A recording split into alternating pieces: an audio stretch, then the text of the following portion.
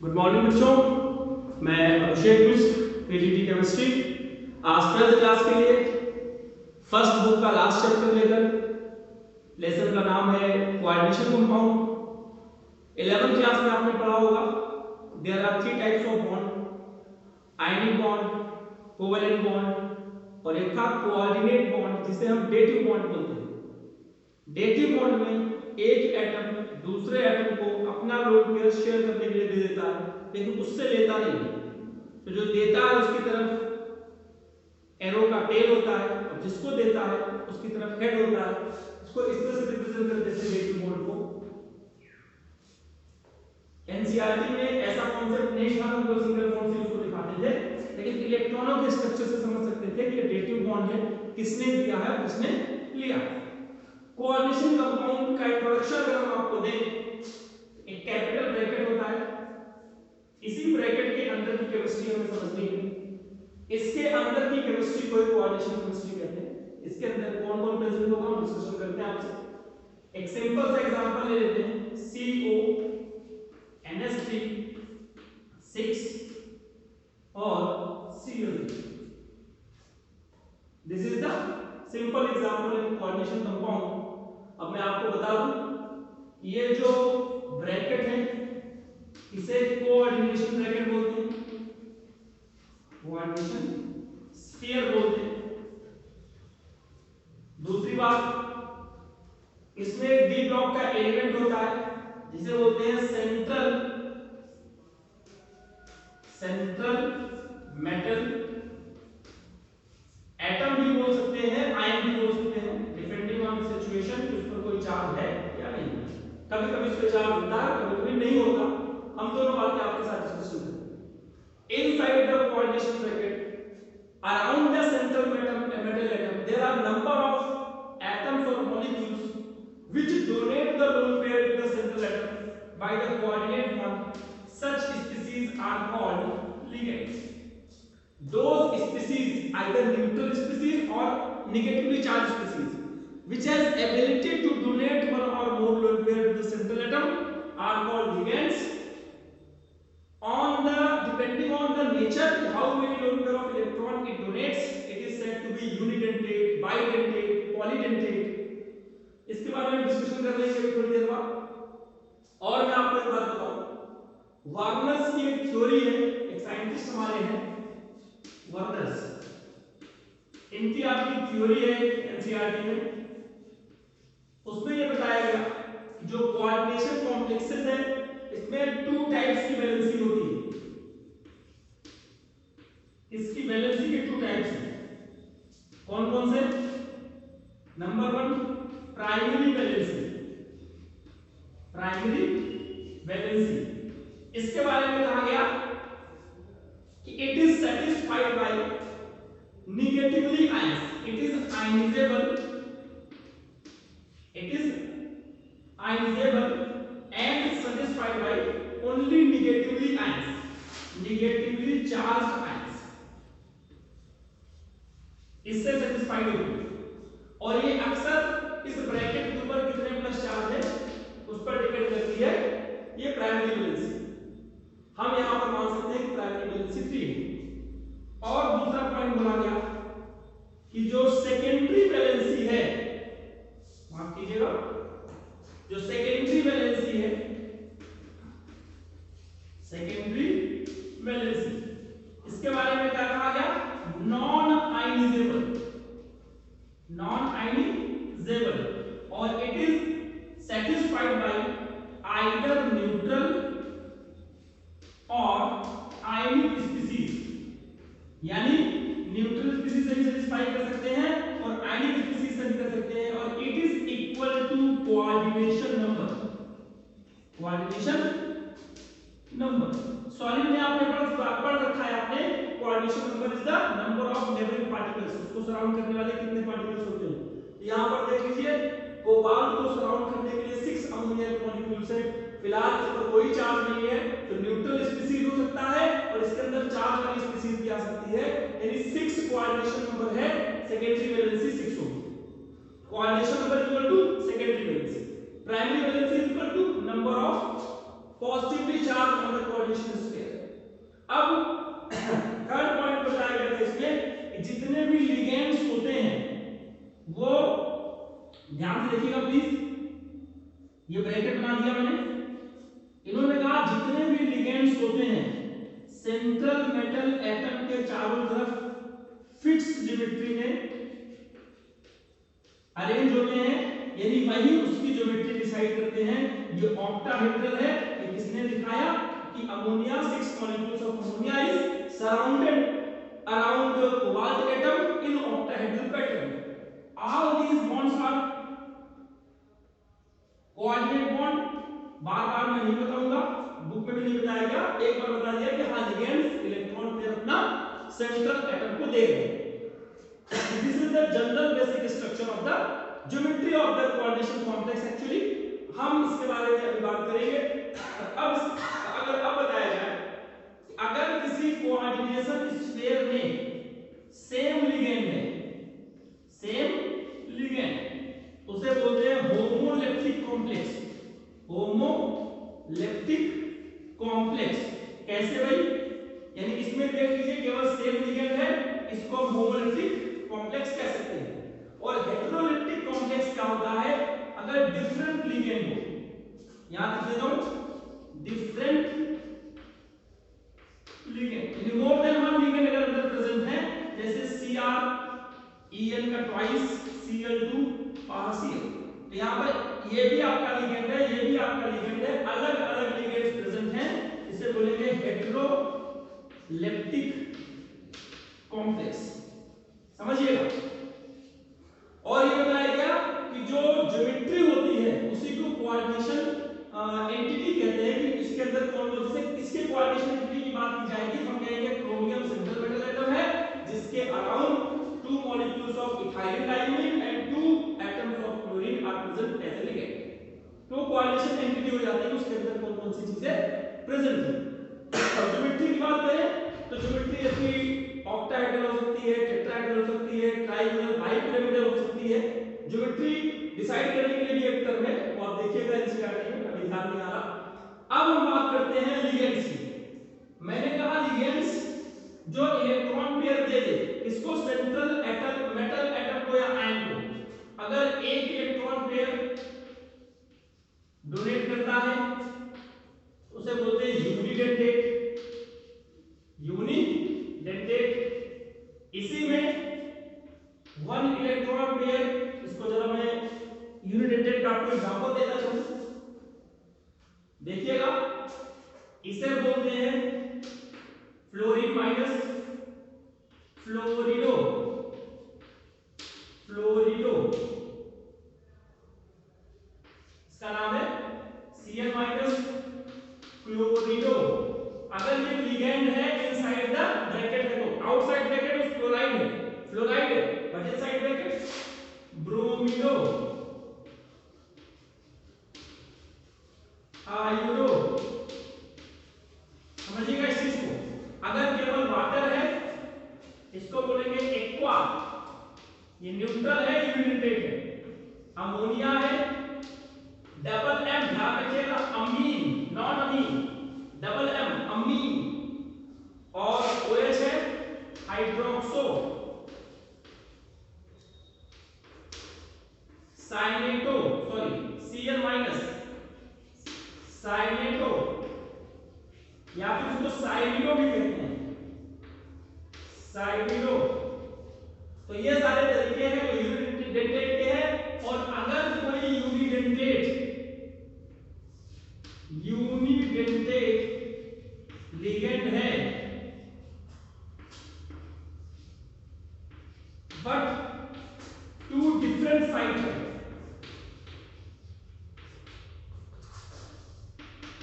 यानी 2 अलग अलग तरफ से इलेक्ट्रॉन पेयर डोनेट कर सकता है, उसको बोलते हैं एम्बिडेंट, एम्बिडेंट लिगेंड। यानी देखिए नाइट्रोजन अगर अपना लोन पेयर होगा बोलेंगे नाइट्रिटो, नाइट्रिटो एन। अगर ऑक्सीजन अपना लोन पेयर देगा बोलेंगे नाइट्रिटो ओ। ये अलग अलग साइड से NO2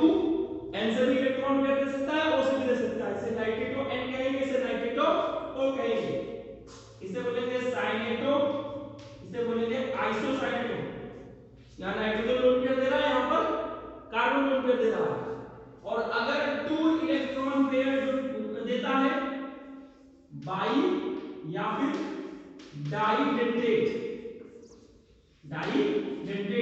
इसमें क्या होगा, ये 2 इलेक्ट्रॉन पेयर डोनेट करेगा। एक तो इसमें नाम है C+O-, C+O-, इसको बोलते हैं नॉर्मली C2O4, फिर 2-, इसको OH लिख देते हैं, नाम लिखते हैं ऑक्जेलेटो। इस पर 2 नेगेटिव चार्ज होता है, समझिएगा। इसी को मैं आगे बढ़ा देता हूं। और दूसरा इसका, अगर यहां पर इसका मतलब पहला हो गया, दूसरा एग्जांपल है CH2 NH2 NH2, ये इलेक्ट्रॉन पेयर देगा यहां से, ये और ये, इसे बोलेंगे EN, नाम होगा इथाइलिन डाइमीन,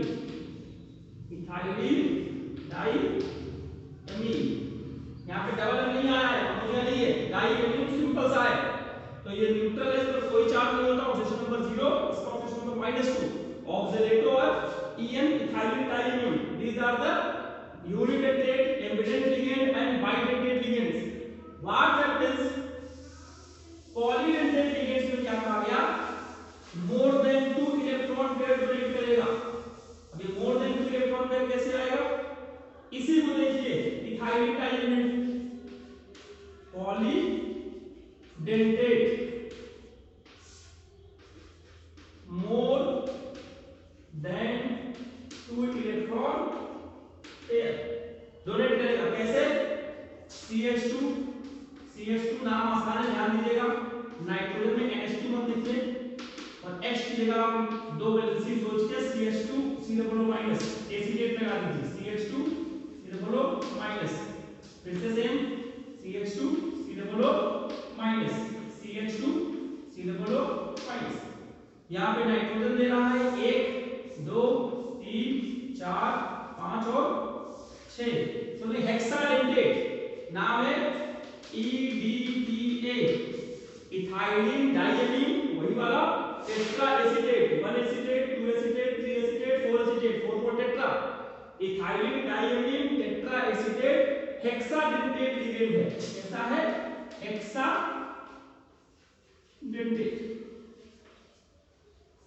ये था जनरल इंट्रोडक्शन अबाउट लिगेंड्स क्या होता है, कोऑर्डिनेशन स्फीयर क्या होता है। अब इसके बारे में अगर मैं आपसे बात करूं कि क्या डिफरेंस है डबल सॉल्ट्स में और कोऑर्डिनेशन कंपाउंड्स में। डबल सॉल्ट्स का एग्जांपल आप समझते होंगे, जैसे मान लीजिए K2SO4, उसका ले लेते हैं ना, Lm का, और मोर सॉल्ट्स में इसका एग्जांपल है NH4 का ट्वाइस SO4, FeSO4, 7H2, ये मोर सॉल्ट्स है, जहां तक मुझे याद है ये डबल सॉल्ट्स है। तो डबल सॉल्ट्स का जब आयनाइजेशन किया जाता है, प्लीज समझिएगा, इसका कंप्लीट आयनाइजेशन होता है। कंप्लीट मतलब Fe2+ का भी टेस्ट निकाल सकते हैं, सल्फेट का भी टेस्ट निकाल सकते हैं, और NH4+ का भी टेस्ट निकाल सकते हैं। लेकिन अगर कोऑर्डिनेशन कंपाउंड है, लाइक अभी मैंने लिखा था CONH3 का होल 6 और Cl3, इसका जब आयनाइजेशन करेंगे, यहां लिखिएगा इनकम्प्लीट आयनाइजेशन, इनकम्प्लीट डिसोसिएशन, यहां पर डिसोसिएशन पूरा नहीं होता। क्यों, क्योंकि ये ब्रैकेट नहीं टूटता, इसका ध्यान रखिएगा। यानी आप कोबाल्ट का टेस्ट नहीं कर सकते, इस पे 3 चार्ज आ जाएगा। हां, क्लोरीन का टेस्ट आप कर सकते हैं, ये टेस्ट तो मिलेगा, लेकिन इसका टेस्ट नहीं मिलेगा। यानी डबल सॉल्ट्स का ये भी आपका कॉम्प्लेक्स कंपाउंड है, ये भी है, इसका आयनाइजेशन कंप्लीट होगा है, इसका आयनाइजेशन कंप्लीट नहीं होता, ध्यान रखिएगा इस चीज को।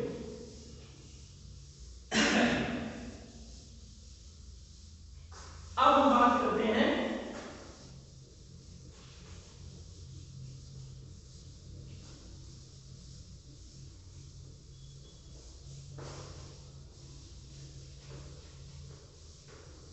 इसके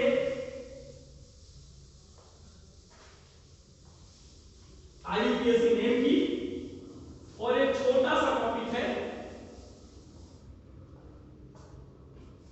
मैंने आपको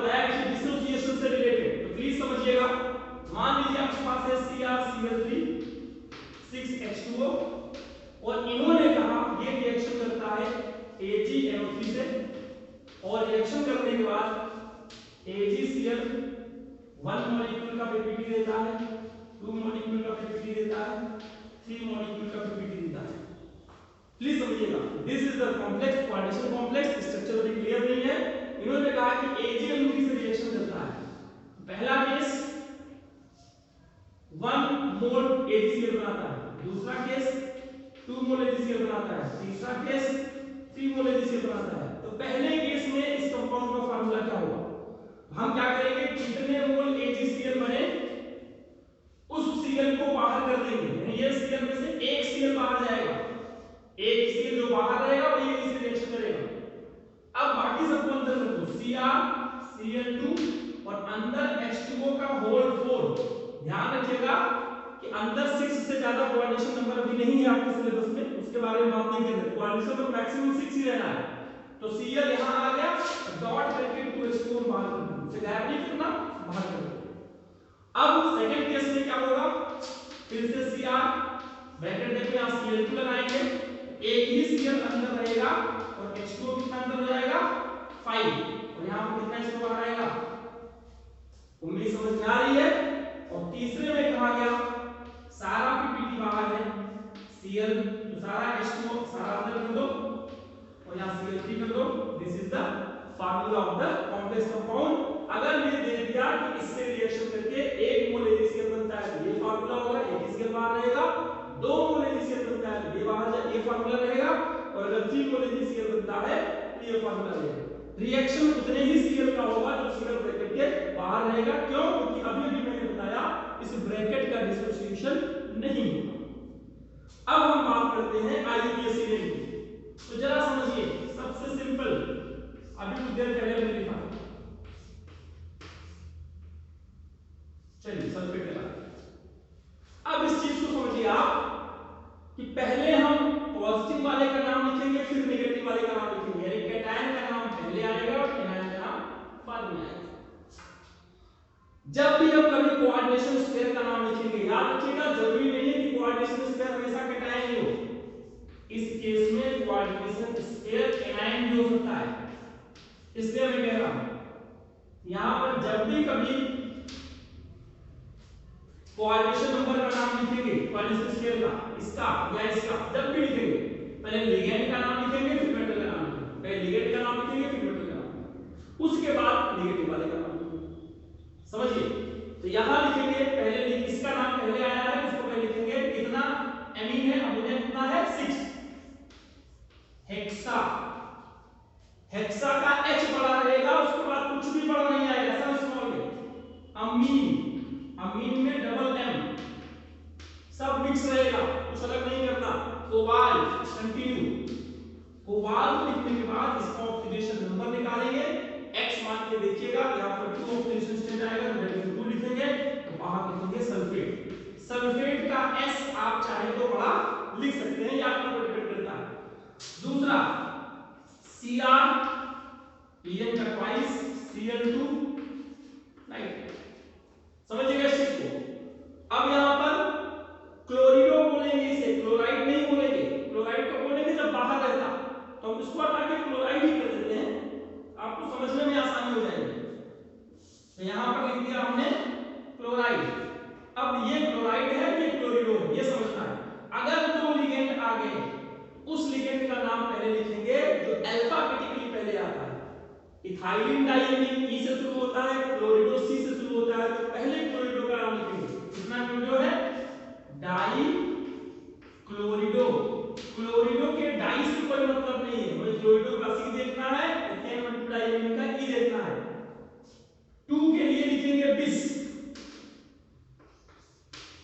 इथाइलिन डाइएमीन या फिर इथेन 1,2 डाइएमीन लिख सकते हैं।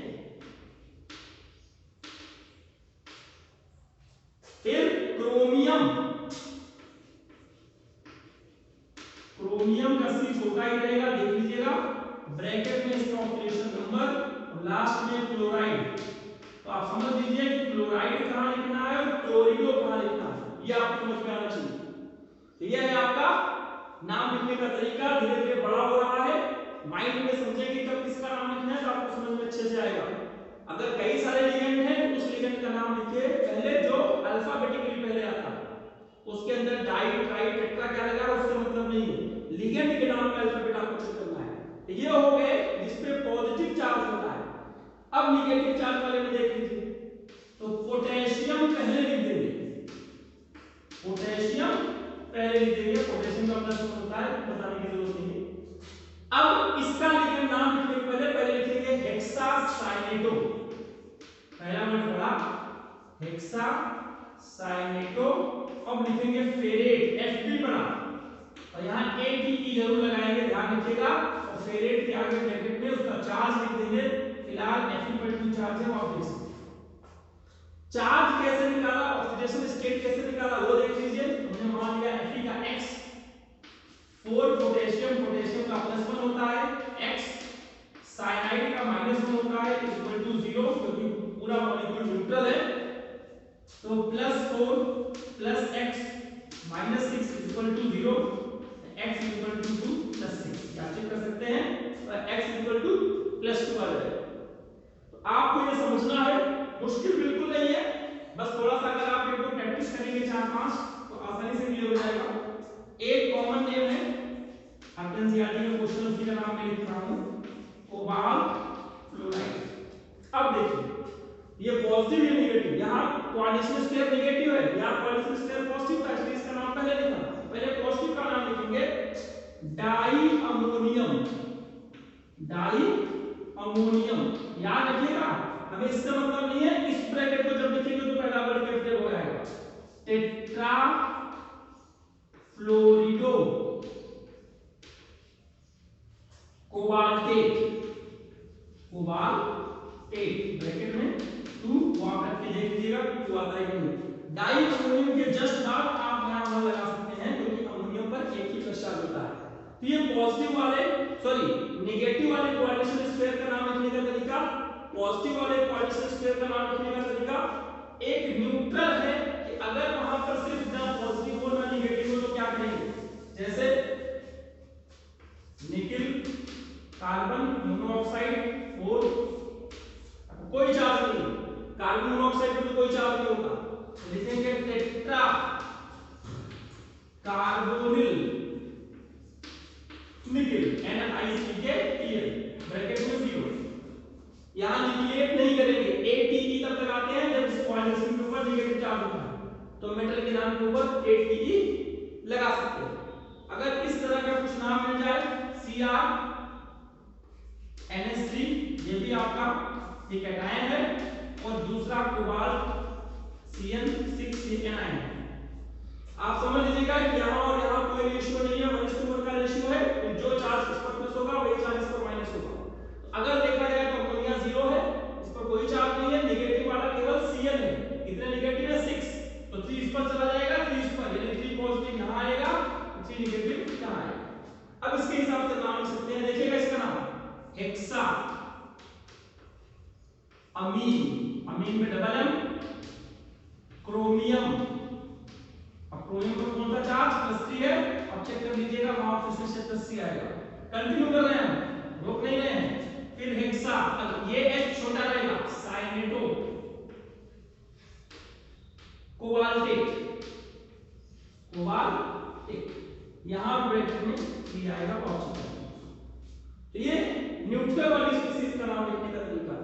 मैंने पॉजिटिव का बता दिया, नेगेटिव का बता दिया, न्यूट्रल का बता दिया, और उम्मीद है कि आपको ये टॉपिक समझ में आया होगा। थोड़ी सी प्रैक्टिस करिए, कुछ न्यूमेरिकल्स या कुछ क्वेश्चन इसके एनसीईआरटी से रिलेटेड मैं व्हाट्सएप भी कर दूंगा, और अपने बुक में भी आप देख लीजिएगा, करिएगा तो आपको बिल्कुल अच्छा लगेगा। इसके बाद अगले क्लास में हम इसका अगला टॉपिक देखेंगे। आज की क्लास में बस इतना ही। आप इंट्रोडक्शन समझिए, कोऑर्डिनेशन कंपाउंड क्या होता है, कोऑर्डिनेशन ब्रैकेट क्या होता है, कोऑर्डिनेट बॉन्ड क्या होता है, डेटिव बॉन्ड जो आपने 11th में पढ़ा था। इन सब के साथ मैं आज की क्लास यहीं खत्म करता हूं, और मिलते हैं अगली क्लास में। और तब तक के लिए अपने आप को कोरोना से सुरक्षित रखते हुए अपनी पढ़ाई कंटिन्यू कीजिए। आपके एग्जाम 5 अक्टूबर से होने वाले हैं। आगे कोई भी सूचना हमें मिलती है तो हम आपको इन्फॉर्म कर देंगे। धन्यवाद।